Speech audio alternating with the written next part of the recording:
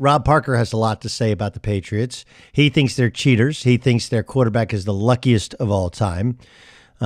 He's also a co-host of The Odd Couple, which begins at 4 o'clock West Coast time, 7 o'clock Eastern time. It's a great show. He and Chris Broussard.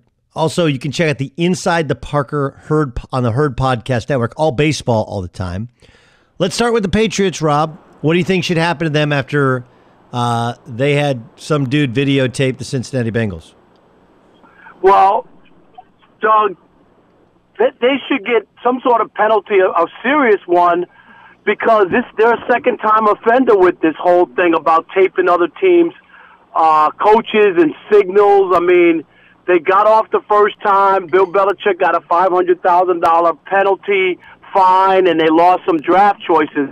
But if this is really Spygate 2, then they should throw the book at him. I think Bill Belichick should be suspended indefinitely until they get and do an investigation, basically, Doug, to see how widespread this cheating is, talk to former employees, talk to all kinds of people to find out what's going on here and how bad of a problem this really is.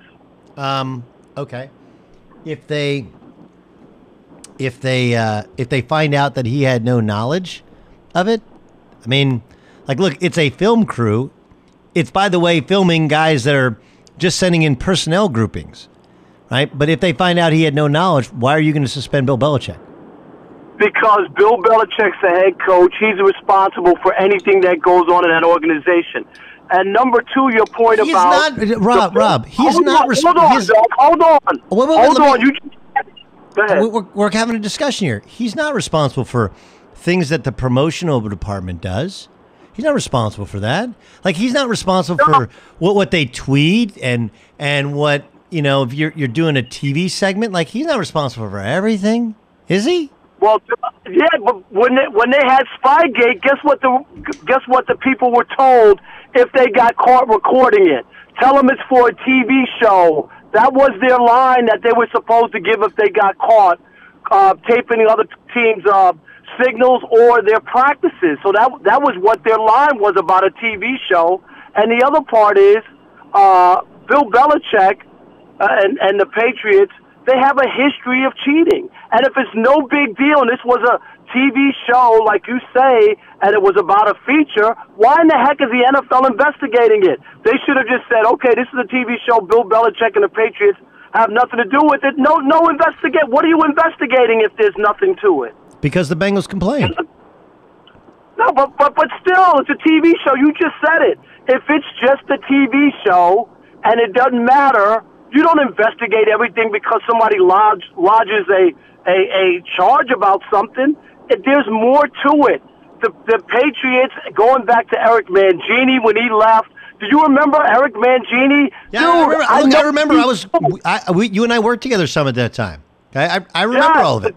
I actually not really terribly bothered by this Spygate thing because all they were doing was filming the coach, filming the signals, and then filming the corresponding play, doing it in real time, which people have done forever. They just did it with a camera instead of with their eyes. It was deemed to be illegal, and they had a fine. They took away a draft pick, and the world's moved on.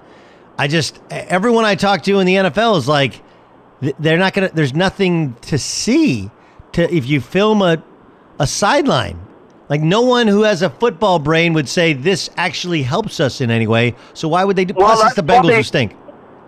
We had Charlie Casterly on, who broke the Spygate story, who was an executive in the NFL for a long time. He says there's no doubt about it that you have an advantage if you know what's coming or you know what people are doing. So, Charlie, that's what he says. Listen, I love Charlie Casterly.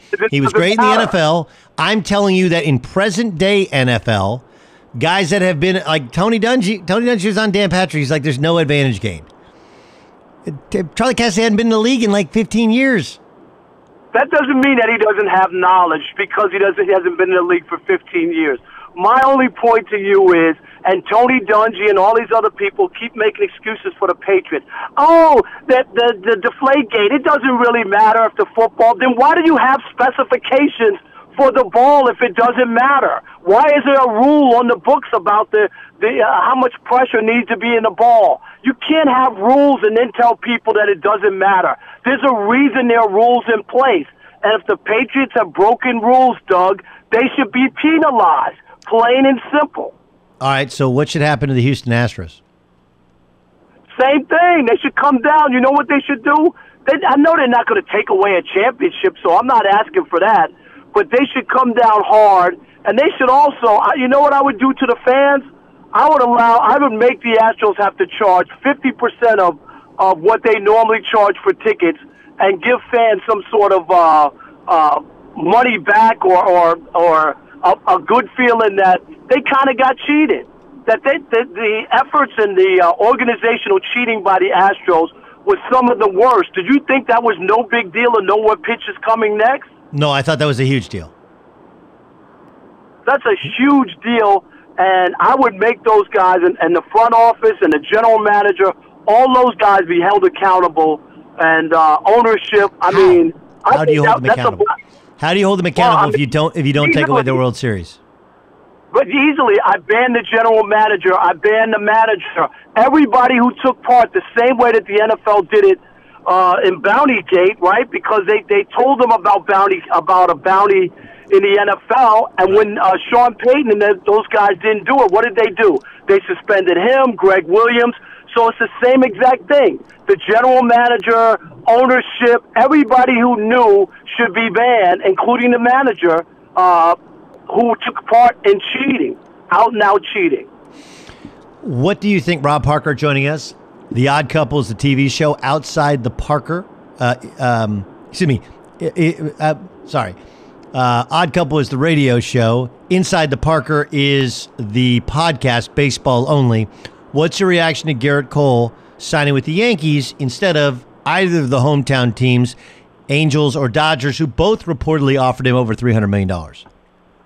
You know what? I thought it was a cool story from this standpoint. Did you see the picture of him when he was in 2001, where he's a Yankee fan and he has a sign hanging up at a playoff game in 2001 saying, like, Yankees now, Yankees forever, whatever. He was a big Yankee fan, and to be able to realize your dream and play for the team that you always admired as a kid and to get paid very handsomely, I think that's awesome. I really do. And, maybe people will poo-poo it and say, oh, it's the Yankees flexing their muscles, but they had money. CeCe's off the books. A lot of guys have moved on. They had money to spend, and they went out and got a number one ace pitcher that puts them right in the mix for a World Series next year because he moves everybody down in the rotation, Doug. And he deserves more money. People were wondering about why he got more money than Strasburg, but he's 22 months younger, doesn't have a history of injury.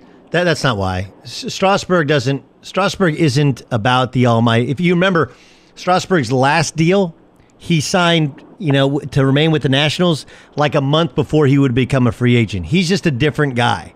Strasburg is the guy, this is what I've been told. He's the first guy that has Scott Boras work for him. Everyone else, and again, this is a little bit of an overstatement because I have other friends that are Boras clients and they love him. But everyone else is like, look, I kind of work with or for Scott Boras, right? That's kind of how he makes you feel. He does an amazing job, but Scott Boras controls the whole thing. Strasburg got less money because he didn't want it to drag out. Hey, you get to this number, I'm signing. And he wanted to stay there. He's just kind of a different cat. Whereas Gerrit Cole played it smart. He owns a house in Orange County. He went to Orange Lutheran. He made everybody believe that he wanted to go back to Orange County and play for the Angels or play for the Dodgers, and that drove up the price. And he got paid to ultimately play for, as you pointed out, the team he wanted to play for. Yeah, I just think that he has a couple other things going for him, especially when you talk about a 9-year contract for a pitcher, so he's not injury-prone, and he's younger. But hey, if Strasburg wants less and just wants to stay in D.C., that's cool. I don't have an issue with that. But I don't have a problem playing Gerrit Cole for the work he's done the last couple of years.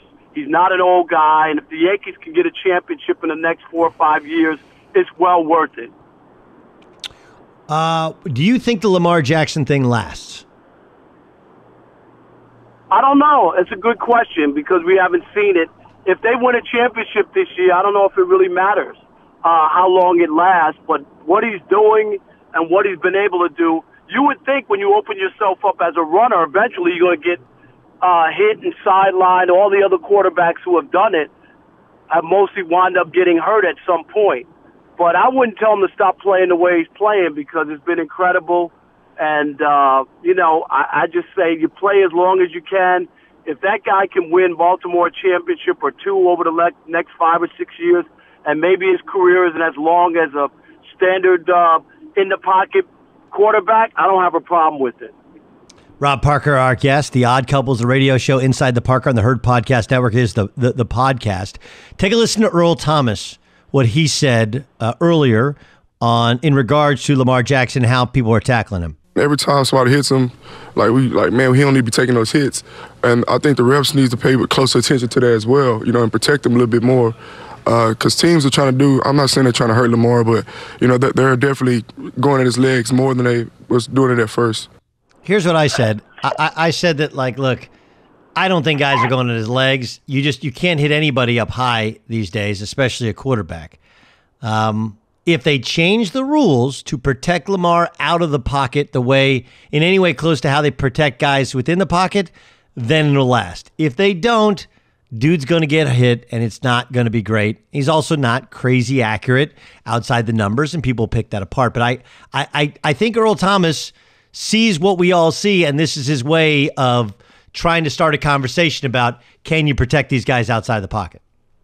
I agree with that because I don't know how. Once you get outside the pocket, there's nothing that a referee or anybody can do unless they change the rules, which I don't see that happening. Because then if you do that, then you can't do anything to any quarterback, Doug, right? If I can't tackle you in the pocket or hit you in the pocket and then you run to the side, run outside the pocket, I can't hit you there. What am I to do? So I don't think the NFL can change the rules. But I don't think Lamar Jackson should change his style. I think he has to use all of his talents and hope to be fortunate that he can have a decent run or a good long career. But I don't know any other way you can protect him outside the pocket. Rob Parker, our guest here on the Doug Gottlieb Show on Fox Sports Radio. Last thing, LeBron, Lakers, or Kawhi, Clippers, who are you more a buyer of on December 11th? I still like the Clippers long term. Lakers are playing great. That's good. It's not how you start, it's how you finish. And you just wonder about the Lakers. Where will they be with a veteran team, older guys, come May or June or come later on in the season? They seem to be putting it all in now, which is fine if that's important. And, people talk about getting home court. You know this, Doug. All you got to do is lose the first game in the playoffs, and you don't have home court after all that. So it ain't that big to me to go out and win a lot of games in November or December or run up the score or whatever you want to call it. It's about the finish, and I still like the Clippers long term with the way that the team is and their defense. So I picked the Clippers before the season started. I'm sticking with them. For people who follow Rob Parker on Instagram or his radio show or his podcast, you may know this. People don't, he just got back from Antarctica. It was his 7th and final continent to go step foot on. The coolest part about your trip to Antarctica was what? Was to see nature at its best, Doug. I'm talking about the clear, fresh air, basically, I'd say untouched, but, like to see nature in its best scene or best light, where you don't have pollution, there are no buildings, it's just wildlife, snow, fresh water, clean snow. It was just awesome. And I left there thinking to myself that I could accomplish anything because it's so far away at the end of the earth, they call it, that, Doug, if I can make it there and make it back, everything in front of me is easy from here on out. So I came back a changed man. Rob Parker, a changed man. See if that holds up He still is a hater on Tom Brady and the Patriots and on LeBron James. The luckiest of all time. You know I'm right. I don't know. You get this 9 Super Bowls. I think luck has kind of left the building. You know, just all right. We'll leave that for another day. I want to debate. We can have this debate whenever time. I'm not even a Tom Brady fan. Like, I don't know. He made it 9 times, won 6 of them. That's good. You know. All right. Yeah, I got it. But I'm just talking about not that he can't play or he's not a Hall of Famer. A lot of scenarios worked out for Tom Brady over all these years, and I can chronicle at least 6 of them that helped him along the way, including starting with the tuck rule and the first Super Bowl he ever won. He never should have won that because the Raiders should have gotten the ball back, and should have won that game. Should have. They should have. We can go through the other 8 Super Bowls that he got to. The Odd Couple, you can check it out, 4 o'clock West Coast time, 7 o'clock East Coast time, and download Inside the Parker on the Herd Podcast Network. Welcome back. Thanks for joining us. All right, Doug. Thank you so much.